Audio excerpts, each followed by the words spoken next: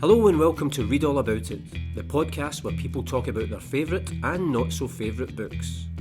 Join me, Paul Cuddihy, as I take each guest on the literary journey of their life, from their most cherished childhood read and a book they'd recommend to anyone, to the book they couldn't be paid to read again, and much more in between. So listen, enjoy, subscribe and spread the word about the Read All About It podcast.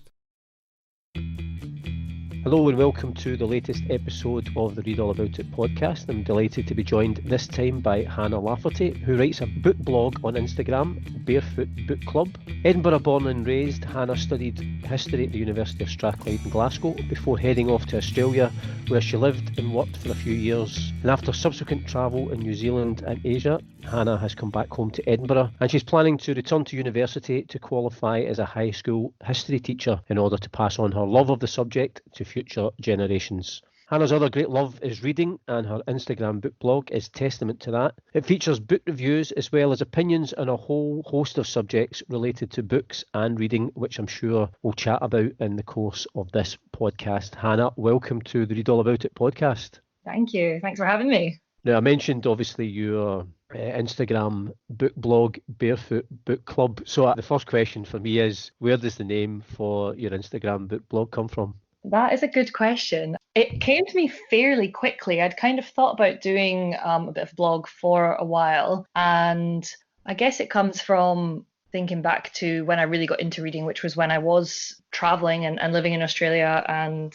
to put it bluntly, I was barefoot most of the time, just kind of living on the beach and just living a really kind of laid back lifestyle. And yeah, for me, reading is a kind of way of relaxing and just being kind of raw and by yourself, and never happier than being barefoot and reading a book. So interestingly though, I was going to ask then, because obviously for anybody who reads, it's that idea of, that way you kind of escape into a book, and as you say, you can never be happier than when you're sitting with a book. But then you've kind of taken it a stage further where you're kind of sharing your thoughts on books and also like a whole variety of different things related to reading. And what was it made you decide to take that step from just enjoying it yourself to then wanting to kind of spread the word, as it were?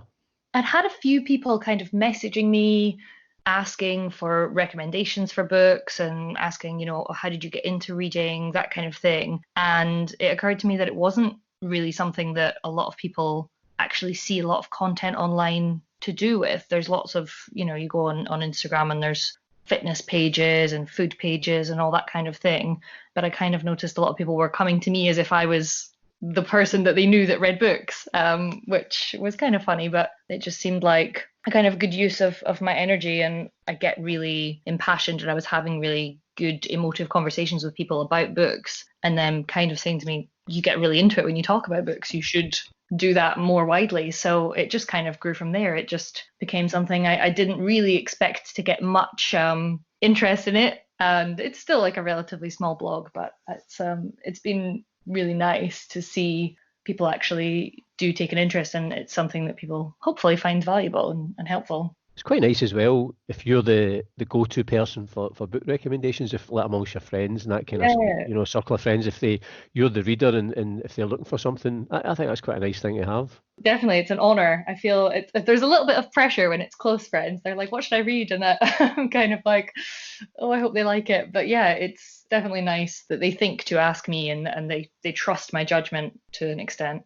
And I was also wondering as well, are you reading now with a view of, what am I going to say about this book if on my blog? Does that change how you read books and how you look at them, because you're then going to share your thoughts with the wider world? Yeah, it does, I think. I mean, you've seen the blog, and anyone that's seen the blog knows I'm very kind of honest and critical of things I read anyway. But especially now, if I'm reading a book and I feel like I'm not really getting into it or not enjoying it as much as I would like, I do fast forward a little bit in my head and think, how am I going to present this objectively and give it a really honest and thorough review? But equally, when I'm really into a book, it makes it so much more exciting, because I kind of can't wait to share it with people and can't wait to encourage everybody else to go and read it. So it just makes me a little bit more conscious, I suppose, of the impact of the book and looking for kind of messages and things in it as well, which is always something I try and convey in my reviews. We'll probably talk about your book in the course of this podcast because I've kind of read through your book blog, and it's interesting how it's kind of evolved as well, and it's even kind of expanded beyond just book reviews to, you know, talking about some of your likes and dislikes, but also giving people advice in terms of trying to re-engage with reading. But I'm going to take you back on your literary journey, and I think like a lot of guests who've been on the podcast, and I have to tell people that again, you have agonised over these choices, and it's never a definitive choice anyway. And I'd said to you when we spoke before the podcast that probably as soon as we finish recording, you'll be thinking, I wish I'd chosen this book or that book. And I suppose for me, pinning you down to 5 books, that's quite a difficult choice. Yeah, definitely. In terms of, if we go right back to the first book, which would be your favourite book from childhood, and the one that you've gone for, it's the Georgia Nicholson series by Louise Renison. Why that choice? I remember they're just the ones that stick out for me the most, being a child, and admittedly, I wasn't a big reader when I was younger. I kind of dipped in and out of it. There were certain books I would read on a whim, but I wasn't how I am now. I couldn't really kind of sit down and get into a book. It just wasn't something that I enjoyed as much as, you know, my older brother was very into reading. He was all about Harry Potter books and everything like that. And I never really got that. And these books, I think, were the first ones I remember thinking, yeah, I love those. And they were just so funny and lighthearted, and they were really geared towards young girls. And a lot of people listening probably maybe haven't read them, but are familiar with the first one that got made into a movie, which did really well. And it's kind of just a classic coming of age, typically cheesy, really British, but they were just so light and easy to read. And I have such a clear memory of being a child on holiday and reading them. I remember sitting on a plane and laughing out loud at this book, and people looking around and being like, she's having a great time. And I was. So yeah, they've always stuck with me. I remember waiting for those to come out, the way that people queued up for Harry Potter and things. I was like that with these books.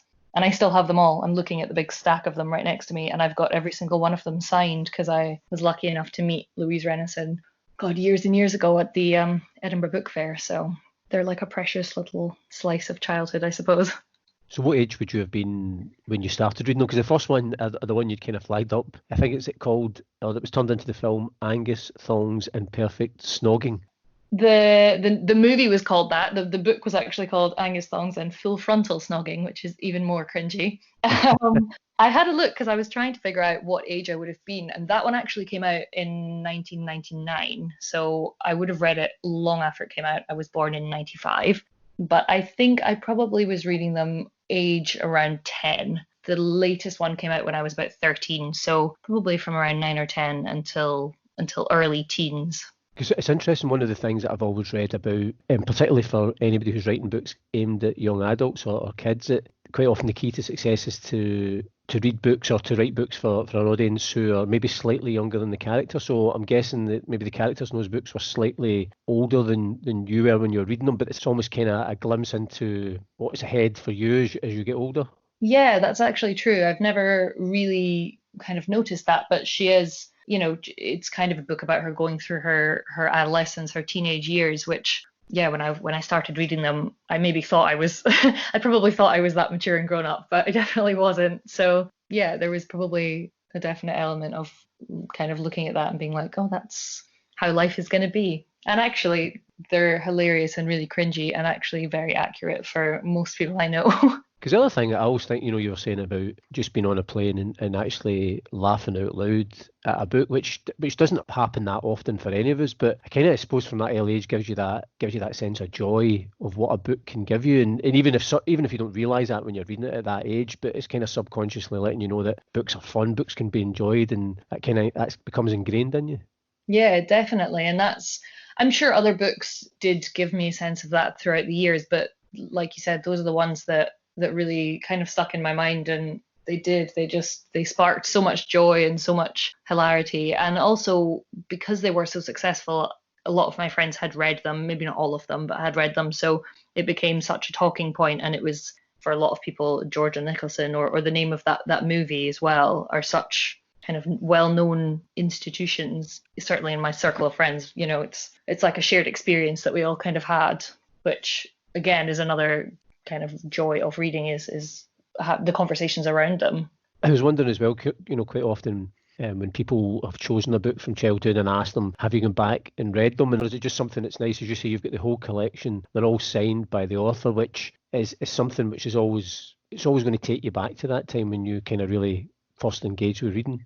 Yeah, I haven't gone back to read them. I'm kind of tempted to, but I don't know if it would ruin the magic a little bit because they are so definitely geared at children. I kind of had a flick through earlier, and even just looking at like the size of the typeface and the fact that it's pinned as being a child's book. I don't know if it would make me feel nostalgic or if it would kind of take away the magic. But I've certainly gone back and watched the movie in in my adult life, and it's still just as brilliant. But I feel like I would maybe save the books, and if I have any children in the future, if I have a daughter in the future, then I can pass them on and relive it then. Again, I think which is a lot what a lot of people do, and because it's kind of it then allows you to go back and remember enjoying those books when you were that age as well. Yeah, exactly. In terms of this literary journey, we take you on then from the kind of childhood books to the more kind of teenage formative years. And again, if anybody who has read your book blog, the Barefoot Book Club, will know that with your next choice that you are a big fan of this particular author. Yes, I am. He's a definite favourite. So the book you've chosen is Two Brothers by Ben Elton. Why this book, but also why are you such a big fan of Ben Elton? So that book was the first Ben Elton book that I ever read. I can't remember the first time I read it. I've read it a couple of times, and I actually would read it again now because it's been a while since I last read it. For me, I think at the time it was probably the longest book I had ever read, which served as a bit of an achievement in itself. But it was also something that really kind of tapped into my own personal kind of passion and interest, which, having studied history, obviously is history, and was kind of focused on conflict and war history. And although, so for those that don't know, it's a book kind of centered around Nazi Germany, without kind of giving away too much about it, but it's a subject matter that's obviously been done so much in books and films and TV and things like that. But for me, the standout thing with that book was that it was centered in such a kind of well documented and reproduced part of history, but the story was so personal about the two brothers in the book. And I think that's one of the things that I notice in Ben Elton's writing is his ability to kind of create a character that can be in any situation. So every book I've read of his has been so different in terms of its setting or, time period, content, all of them so different in the tone. But the one thing that always carries through is that the characters are so well developed and you really get a sense of who they are and you completely get taken on a journey with them, which for me is the main thing I look for in a book. I never, finishing a book and feeling like I wasn't invested in the character is kind of the biggest letdown that a book can have for me. So that's one of the best things that I think he's great for, is getting into the mind of a character, no matter how different they are. He's written from a female perspective, a male perspective. All of them are just so real and genuine, and the stories and the relationships between the people are so well weaved together. Is he kind of, sometimes you get favourite authors where you just know you're already looking forward to when his next book comes out, and from your point of view, you're already there. You already know it's going to be a good book because as you say, you've maybe gone through his different books and the different subject matter, different characters, and you are convinced with him as a writer now. I think in your book blog you called him a literary genius, if I'm not wrong. I probably did. That's a bit cheesy, but yeah, I would say so. He is just, I can't imagine picking up a book of his and being disappointed at the end of it. And it's also, there's a lot of authors that are really good at doing their thing, but they write a lot of kind of similar books. I can't think of an example off the top of my head, but my mum, for instance, is very into like period dramas, and she has a favorite author that writes that kind of book.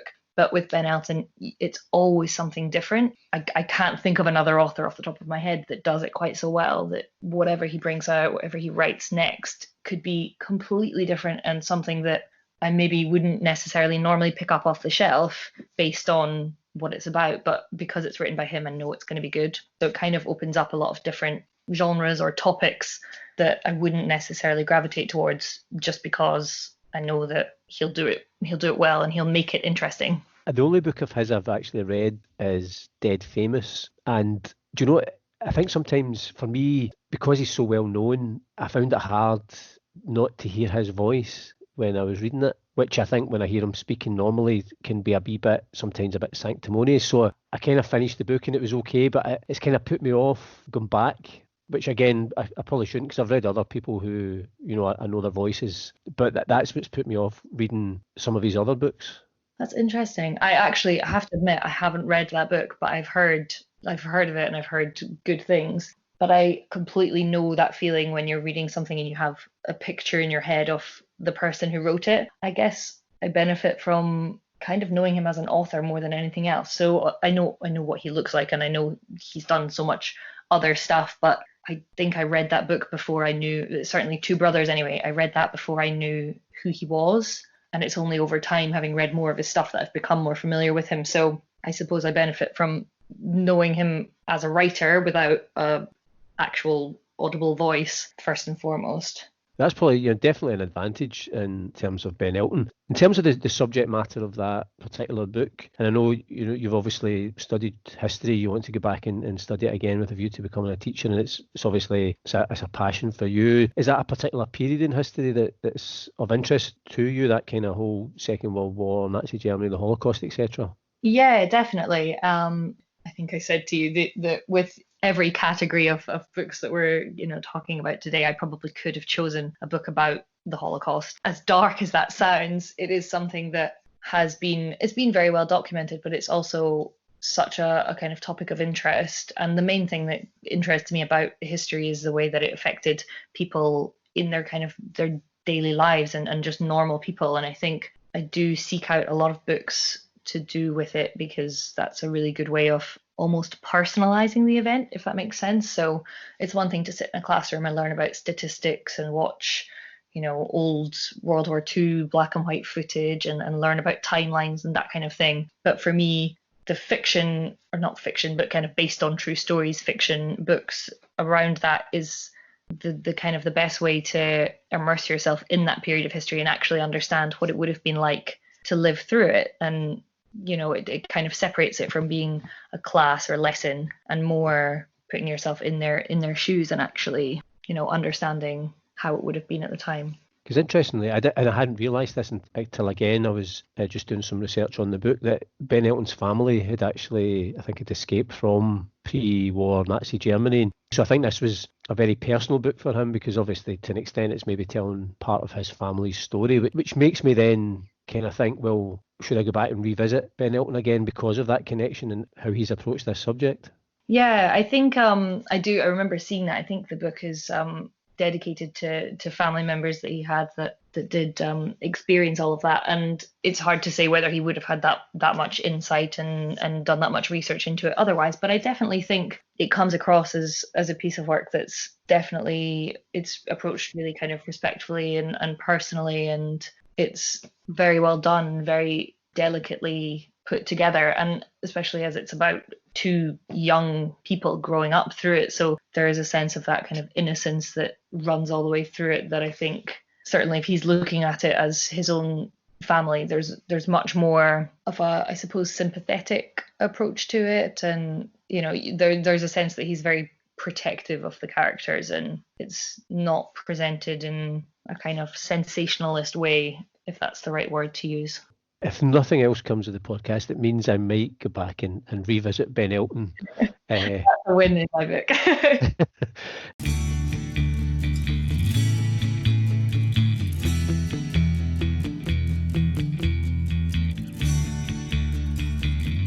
Well, you're listening to the Read All About It podcast with me, Paul Cuddihy, and my guest, Hannah Lafferty. And Hannah, we're on to the next book, and that is a book you would recommend to anyone, and it is The Handmaid's Tale by Margaret Atwood. It is. It is a classic, one of my all-time favourites.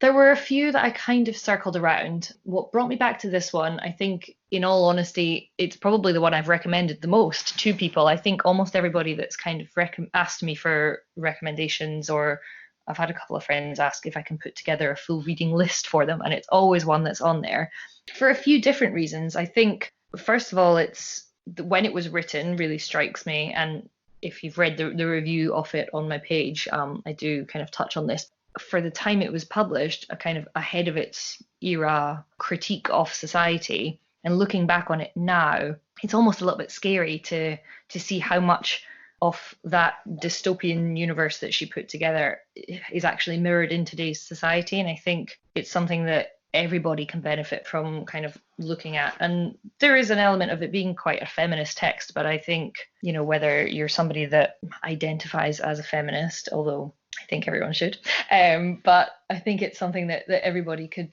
kind of benefit from. It's just a really honest, but kind of, you read it and think, God, that could never happen, and that's so terrifying. But to look back on it so many years later and actually draw so many parallels between that back then and what the world is actually like is quite confronting. And I think especially now that she's gone on and written the sequel, which just came out, I think it was last year, The Testaments came out, and somehow that many years later has managed to follow on the story so perfectly, and it's gone on to become a huge success on TV. It's just one of those stories that I think everybody should be familiar with. It's kind of like a Harry Potter, Lord of the Rings thing where everybody knows about it, and I think it should be like that. I think you're absolutely right, actually, because I'm very aware of the novel and the kind of themes behind it, and I think it's extraordinary that any writer, as you say, writing so many years ago, is almost predicting what is coming to pass. And as you say, at the time when people are reading it, are probably thinking that's a bit far-fetched. But I have to confess, I haven't actually got round to reading it yet, to my eternal shame. You need to. No, I will. So that's now Margaret Atwood and Ben Elton I've got to start reading now. So in terms of you mentioned there, the sequel, The Testaments, were you excited to read that, or was there a kind of slight apprehension given how much you had loved The Handmaid's Tale? Quite often with a sequel coming out, or certainly with like a film or a TV series adaptation, I do not dread it, but I'm apprehensive that it's going to somehow spoil it. But actually with this one, no, I guess I was dubious as to how somebody would do a sequel to a book that was written so many years ago, especially now that it's become such a overpopularized thing with the TV series, and the book obviously came out after the second book, came out after the TV series had already carried on well beyond where the first book left off. So I was very intrigued, and I suppose not quite convinced as to how she was going to do it, but I was excited just to kind of see if that perspective that she put into the first book, if that had shifted, given how much of the insight in the book has actually kind of come to light, like we just said. And it did. It was so well merged, but also so current. I don't know of another instance where somebody's written a book and then decades later written a sequel, but still somehow managed to line them up perfectly. So it's impressive. How do you feel about books being adapted? Obviously, everybody seems to think, or readers think, books are better than TV or film. And I know you've written about it on your blog as well. How did The Handmaid's Tale adaptation stack up against the book? You're right. It's definitely, it's one of the things I get most passionate talking about. But The Handmaid's Tale TV adaptation is one of the very few that I will say was really, really well done. But it's also done in a kind of a different way than any other that I've seen, in that the first series, and possibly the second, I can't really remember where that break-off point was, but certainly covers the story that the book covers.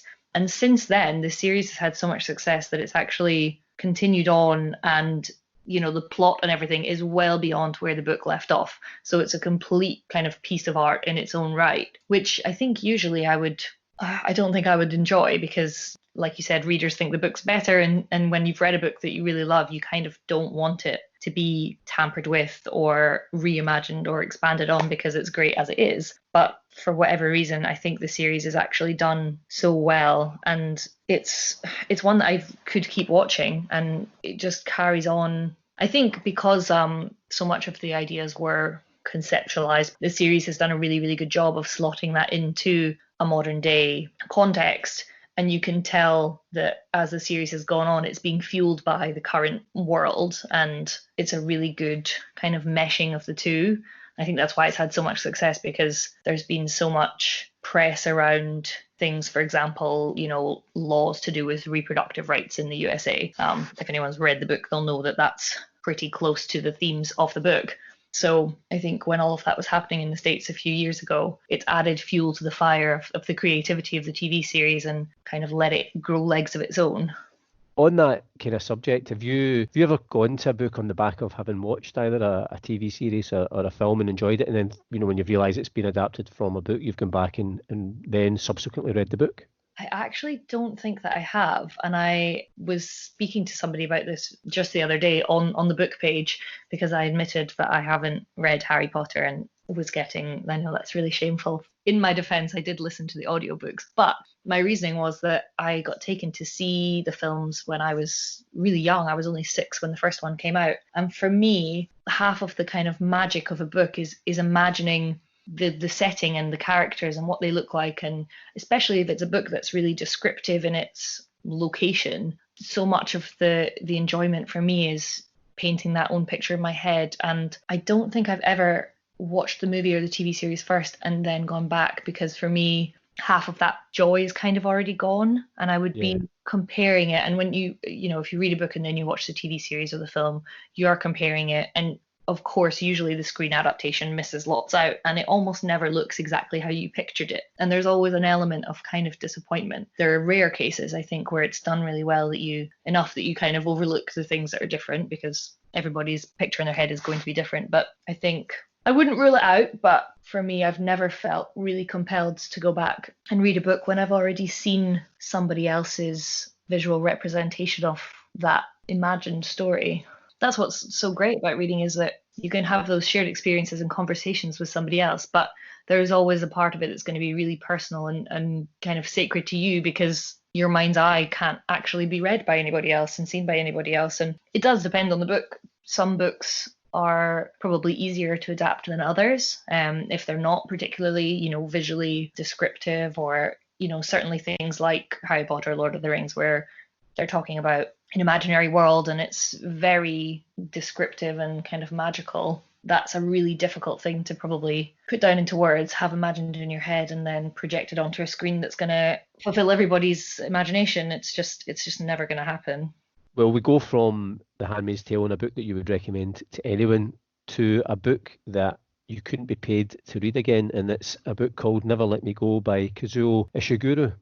It's a hard one. And again, in my review that I posted, I kind of said I almost don't know what to say on it, because it was just so lackluster for me. So for those that don't know, it's the story of a group of now adults, but they were kind of reminiscing on their childhood growing up at this seemingly idyllic school, and they were, without giving too much away, kind of part of something a little bit darker.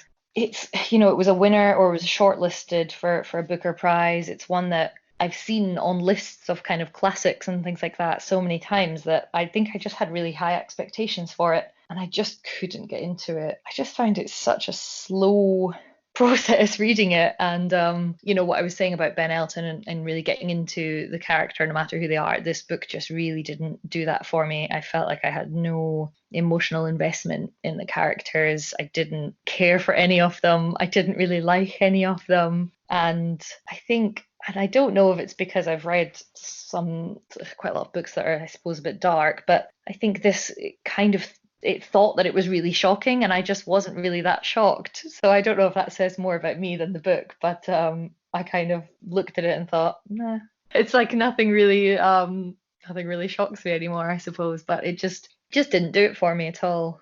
And is that a chat, given what you're doing on your book blog in terms of reviews, and it's always easier to write a review, really positive review about a book that you've loved. The real challenge for anybody writing a book review is to try and write a review of a book that you haven't enjoyed, but do it in a constructive way rather than just saying one sentence, this was rubbish. Yeah, I always really try to be as balanced as I can and get as much into a review as I can, even if I haven't liked it. I think I focus on why I haven't liked it and what I kind of would have preferred to see, but also some of the positives in it. But I do, and the reason I chose this one is because it's been the hardest review that I can remember writing. And I also remember reading it and thinking, oh, do I just quit? Like, should I just give up on it? But I've not quit on a book yet, and I don't want to start now. So I always kind of, if I start a book, I will make myself finish it because sometimes they'll surprise you right at the end. But unfortunately, this one just just didn't do it. Right, 'cause that's interesting. That was going to be my next question, because it's always that difference between some readers. I'm one of those readers where if I was reading that book or a book like it and I was really floundering, I would put it down. I might go back to it later and try again two or three times and then maybe give up. But I don't force myself to finish it if I'm really not enjoying it. But interesting, it's interesting that you've always, if you've started a book, you just have this sense that you've got to finish it. I think, admittedly, that's since starting the blog. I don't know that I would have done that before. And certainly in my younger years and throughout university and things, when I had lots of compulsory reading to do, if I wasn't enjoying a book for leisure, then I would kind of abandon it. And certainly, when I've had people more recently asking me how they get into reading, it's not something I would recommend. If you're trying to get into reading, then read what you like, because otherwise you will get nowhere. And that I do to an extent think life's too short to waste time reading something you're not enjoying. But in the interest of always kind of trying to expand my reading and read a kind of breadth of topics and that kind of thing, I try and commit to things so that I can have also a really balanced blog. I don't want to have a page, as weird as it sounds, I don't want to have a page that's all glowing recommendations of the same kind of book. Here's another 20 books about the Holocaust that I love, because that's not interesting. It's not an honest or balanced kind of appraisal of all of the books I have read. So I kind of think it's important to have things in there that I haven't loved but that I've stuck through, so that I can then look back and be like, well, why didn't I like it? And how much can I tell people about this that they might like it, but they also might not. I suppose the other thing as well, for people who would read your blog, it kind of gives it an authenticity, because you're not necessarily just, as you say, either speaking about the same kind of books or just constantly giving, that this was great, this was great, this was great. But actually, once people read a kind of review of Never Let Me Go, for example, then they'll realise that there's an objectivity when you're approaching the book, which I think is good if somebody's going to be reading book reviews.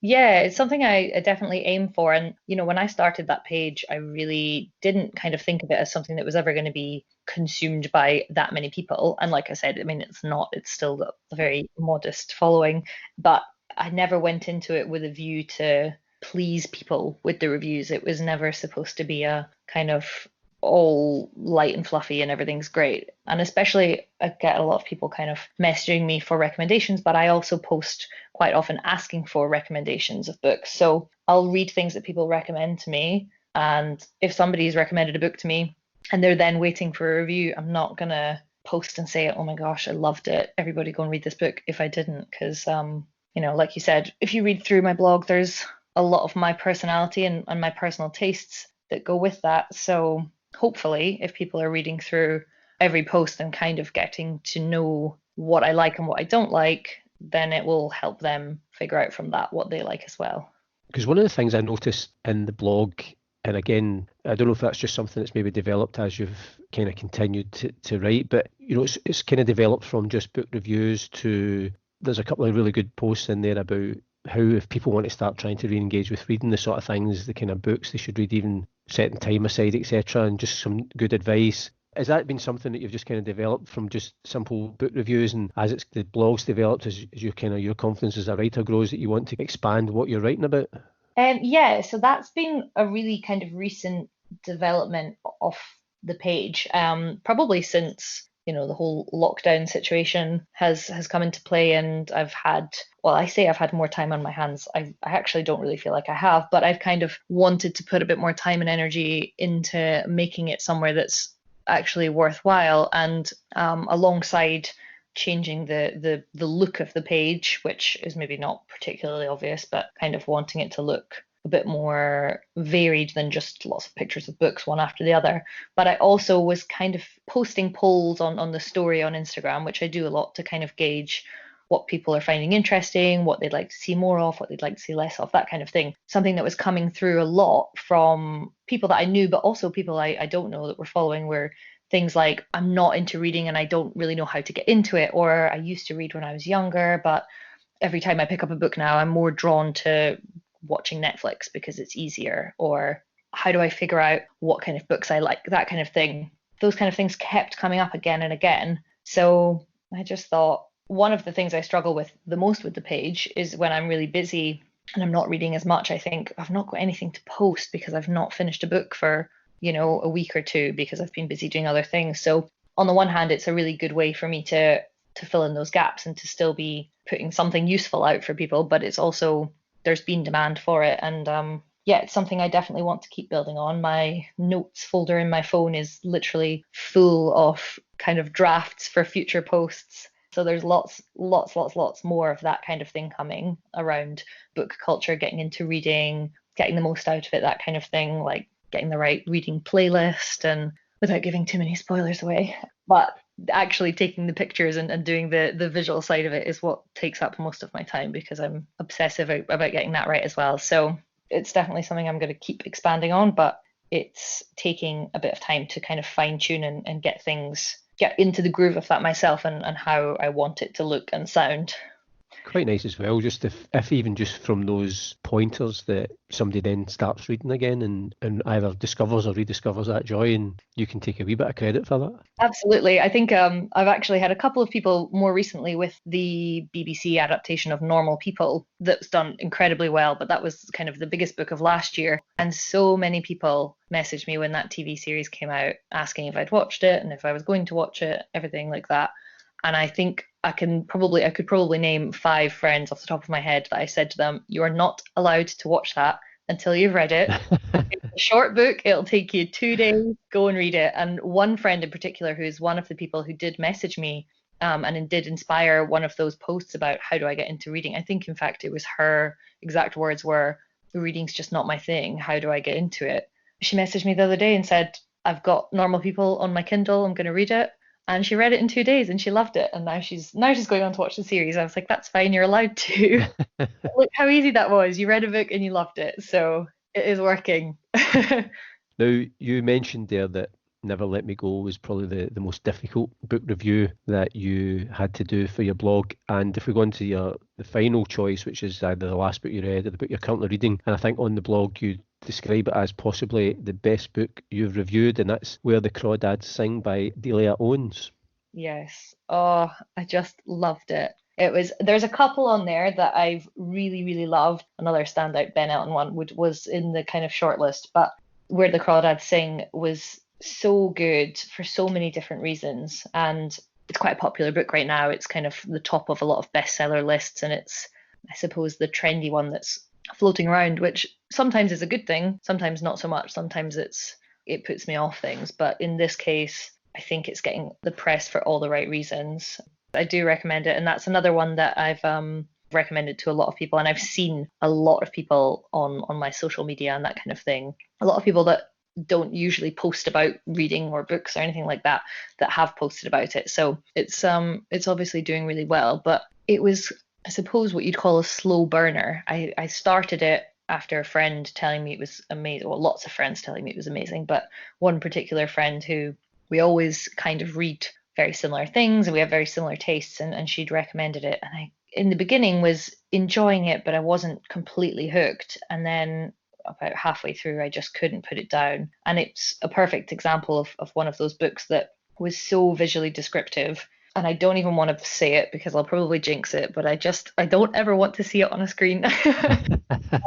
I'm almost certain I will one day because it's done so well. But well, to give a bit of a background, it's about a girl who kind of grows up in the swamp, I guess, and about her kind of experience being alienated from the rest of society. It's a completely random subject matter. It's not, for instance, like the Holocaust, where I've read anything around that kind of setting before. And the main character, Kaya, was so individual, so completely different to any character I've ever encountered in a book or a movie or anything. And she was so alien from myself, but somehow so relatable at the same time. And that's impressive for any author. But the descriptiveness of the book, I think, was what really stood out to me. And having done a little bit of research, I know that it's actually Delia Owens. It was her first ever novel, which is insane. But I think she also previously has written a lot of like reference books about nature, and she's obviously got a lot of expertise about plants and animals and nature, and so much of that comes through, which just makes it so much better.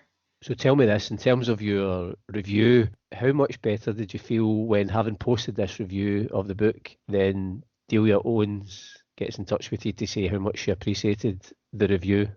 Oh, I was absolutely buzzing. I kind of looked at it and thought, is that actually her? Because she's not got the little verified tick, but I think that's because she's just, a relatively not yet particularly well-known author.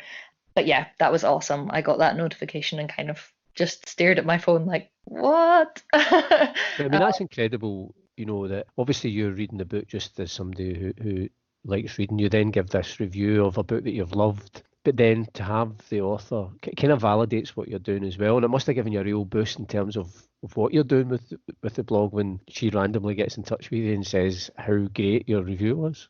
Yeah, massively, massively. I was kind of lost for words, and especially how much hype there is around the book. I mean, I follow my book page follows a lot of other book blogs and book pages, and it's one of the ones that pops up all the time. There's so much coverage of it on Instagram and on probably lots of other social media and forums, that kind of thing. So the fact that she even noticed it and bothered to kind of read it and respond was awesome. But it did make me very conscious of the fact that when I'm writing a review that's maybe not so good, that I probably shouldn't tag the author.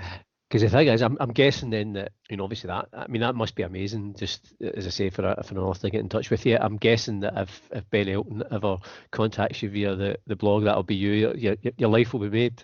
Yes. Oh my gosh. Ben Elton, if you're listening, follow Barefoot Book Club. Yeah, come on the podcast first, Ben. That would Oh, be cool. But you're gonna have to get back into reading his books if he comes yeah, on. exactly. Well, listen, if he's been listening to the podcast, he's more likely to follow your book blog than come on my podcast. Oh. Interesting. You mentioned you had recommended the book to one of your friends who'd read it on a Kindle. And again, it's always a question for readers, book lovers, in terms of the physical product versus the ebook. Again, from reading your blog, you're very much the book as a product in your hand as opposed to the ebooks. Although I suppose for your friend, the fact that she's read it through the Kindle is still a positive thing. Yeah, I mean, whatever works for you. If it means that you're reading, then I think the Kindle is a great invention. I think it's a great tool. It's obviously very functional and practical, especially for kind of being on holiday and having a book with you. And one of the things I'm planning on touching on in future posts is a really good way of getting into reading, and certainly something that helped me is always having a book on you. And friends will laugh at me because anywhere I go, I always have a book in my bag. And if you're reading a 600-page book, that's a significant amount of weight to be carrying around with you. So a Kindle is a really good way to make that a little bit more accessible to everyone. But it's just not for me, and I don't think it ever will be. And it's one of those things, every year Christmas rolls around and my mom's like, what about Kindle? I'm just like, nope, I don't want one. And I'm sure I'm not the only one. A lot of people are probably feel the same. But for me, as weird as it sounds, like the pages, the way that the pages smell on a book, and like that feeling of a really crisp new cover, and being able to look at a book and think, oh, I've just read half of it, and you can see how far into it you are, and everything like that just makes that whole experience even better. I can't imagine being curled up in a big beanbag with a Kindle. It's just it just wouldn't do it for me. I picture at some point my future home having an enormous full wall bookcase, and I want it to be filled with every book I've ever read. And I'm not ashamed to say that that is a way of showing off. I want to be like, look at all of the stuff that is in my brain. It's interesting, given the current lockdown and the amount of times, obviously, when people are being interviewed on television, they always, more or less, always make sure that they're positioned in front of a suitably stocked bookcase. Yeah, I've noticed that as well, actually. They were having a conversation about that on the radio the other day, and I think they had started a game of kind of counting how many politicians and seemingly influential people positioned themselves in front of a bookcase. So, it must be a mark of status. My Yeah. bookcase is unfortunately not that big at the moment, so I would have to sit on the floor to be sat in front of it in any significant way. But A book I read last year, it was a guy who's actually, I think he's a lecturer, a professor at the University of Edinburgh called Tom Moe, and it's a book called The Secret Life of Books, Why They Mean More Than Words. And I think it's a book you'd really enjoy because it's all about the fact the book as an invention, as a creation, how it affects your relationships with friends, family, partners in terms of gifts, how it affects our culture and everything. And it's a celebration of the physical book. And as somebody who loves books, I think it's a book you would really, because it validates everything you think and you've been talking about of the actual physical product.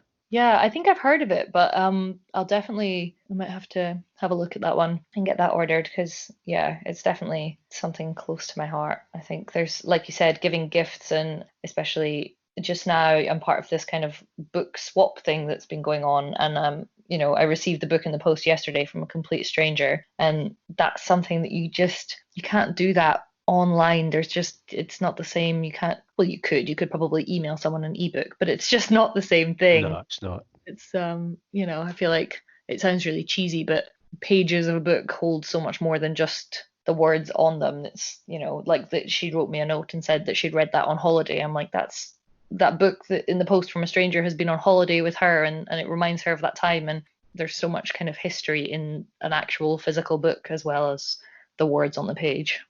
We're almost getting to the end of the podcast. One thing I was going to ask you, just in terms of your blog, do you always know what you're going to be reading next in terms of review? Or how does that come about, of what books you read with a view to reviewing?